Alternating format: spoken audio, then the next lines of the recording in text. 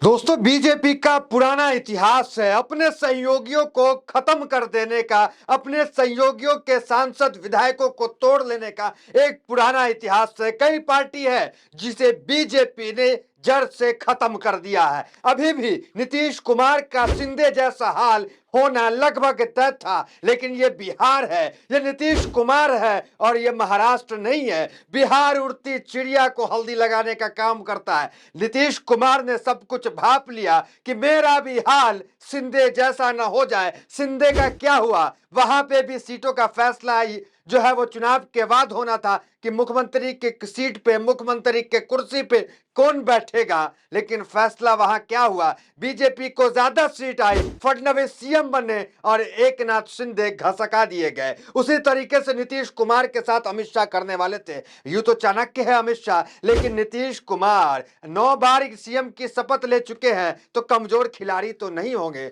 नीतीश कुमार मामले की गंभीरता को समझ गए और अलग से चुप्पी साध लिए और आज नीतीश कुमार दिल्ली में है। कल नीतीश कुमार दिल्ली की यात्रा निकाले और दिल्ली पहुंचे। ये यात्रा महज जो है एक दिन का था, लेकिन नीतीश कुमार अभी भी दिल्ली में मौजूद है और लगातार कहा जा रहा है, सूत्रों से खबर आ रही है, कांग्रेस नेताओं से मुलाकात कर रहे हैं। नीतीश कुमार दिल्ली अकेले गए हैं। यह भी सोचने का विषय है कि वो नीतीश कुमार जो हमेशा जो है जेडीयू के नेताओं के बड़े बड़े दिग्गजों के साथ, ललन सिंह जैसे नेताओं के साथ चलते थे, वो दिल्ली अकेले क्यों गए। नीतीश कुमार दिल्ली में मनमोहन सिंह के परिवार से मिले और वही खबर उठी कि सूत्रों से यह खबर आई कि वहीं पे कांग्रेस के नेताओं से भी नीतीश कुमार की मुलाकात हुई। अब देखिए, बिहार की बात कर ले अगर, तो एनडीए का पहला विकेट बिहार में पहले ही गिर चुका है, पशुपति कुमार पारस के रूप में। पशुपति कुमार पारस बिहार के 243 सीटों में तैयारी कर रहे हैं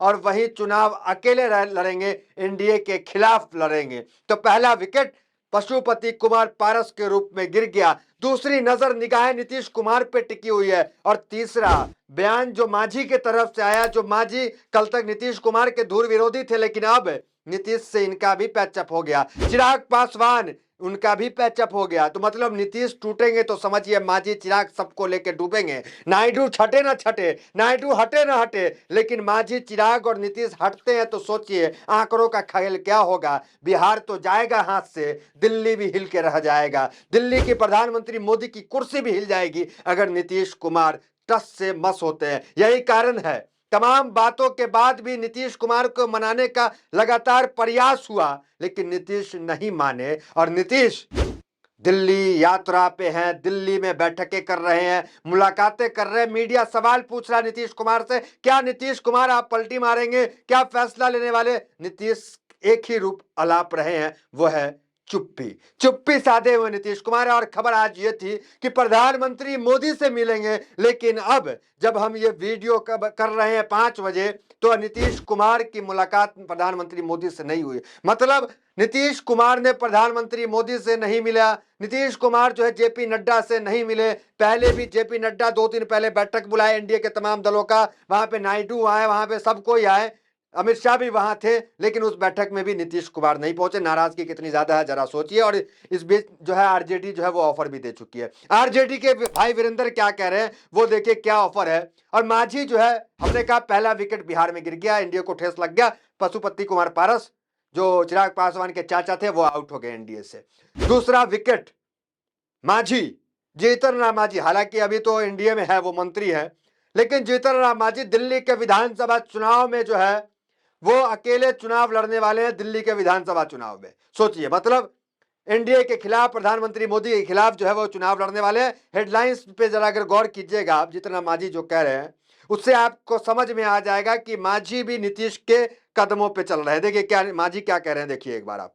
राजनीति से संन्यास लेंगे जीतन राम मांझी, कहा नीतीश कुमार ने जबरदस्ती चुनाव लड़वाया, मेरी सारी इच्छाएं पूरी हो गई। ये कह रहे हैं जीतन राम मांझी कि नीतीश कुमार जबरदस्ती चुनाव लड़वाए और मेरी सारी इच्छाएं पूरी हो गई। मतलब नीतीश कुमार को क्रेडिट देने का काम जीतन राम मांझी कर रहे हैं, मतलब इशारा कर रहे हैं कि नीतीश कुमार के पीछे जीतन राम मांझी है। दूसरा देखिए बयान, सूबे के सभी 243 सीटों पर विधानसभा चुनाव लड़ेगी रालोसपा।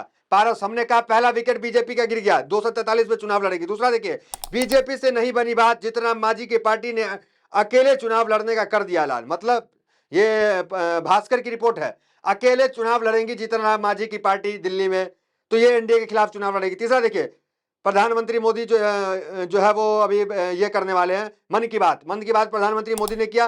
वो खबर क्या देखिए, संविधान हमारे लिए गाइडलाइन है। मतलब इस साल की आखिरी मन की बात प्रधानमंत्री मोदी करते हैं और उसमें कहते हैं कि संविधान जो है वो हमारी गाइडलाइन है, गाइडिंग लाइट है। तो ये प्रधानमंत्री मोदी कहते हैं। तो संविधान और इसको लेकर के लगातार बवाल मचा हुआ था। अमित शाह का अपमान का मामला जो है वो भी हाईलाइट था। माफी मांगने को लेकर जो है विपक्ष जो है वो हमलावर था। और अभी भी जो है 2 से 3 तारीख के बीच में जनवरी को कांग्रेस जो है बड़ा प्रदर्शन देश भर में फिर से करने वाली है। अब आते हैं ऑफर पे। ऑफर क्या कह रहा है, जरा ऑफर देखिए आरजेडी के भाई वीरेंद्र क्या कह रहे हैं। हो सकता है कि बिहार में फिर से खेला हो जाए, खेला होता रहता है, आगे भी होगा, देखते रहिए, राजनीतिक परिस्थितियों का खेल है। जब जैसी परिस्थिति आएगी वैसा काम किया जाएगा, ये कह रहे हैं भाई वीरेंद्र।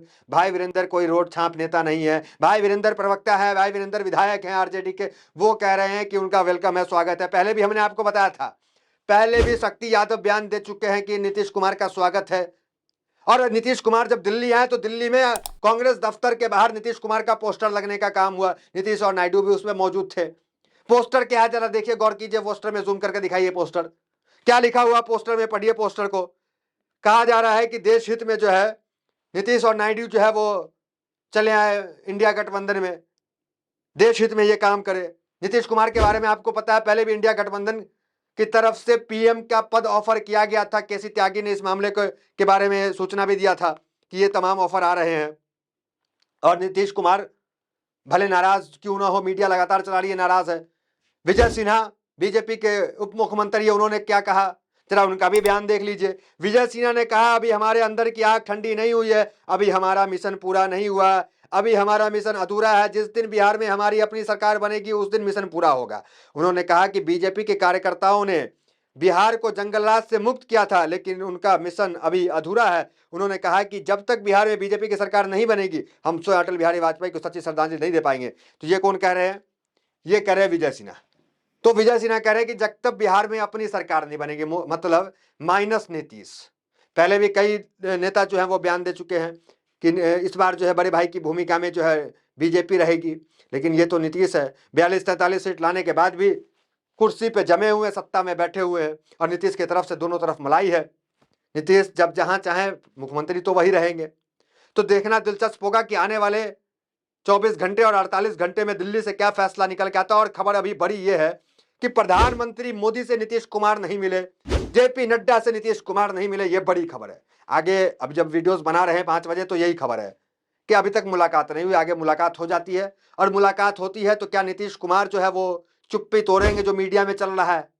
एक ही चीज था, मीडिया के सामने आना चाहिए था। पूर्व प्रधानमंत्री मनमोहन सिंह के घर से जब निकले, मीडिया ने पूछा था क्या खबर को लेकर के, तो नीतीश चुप्पी साधे रहे।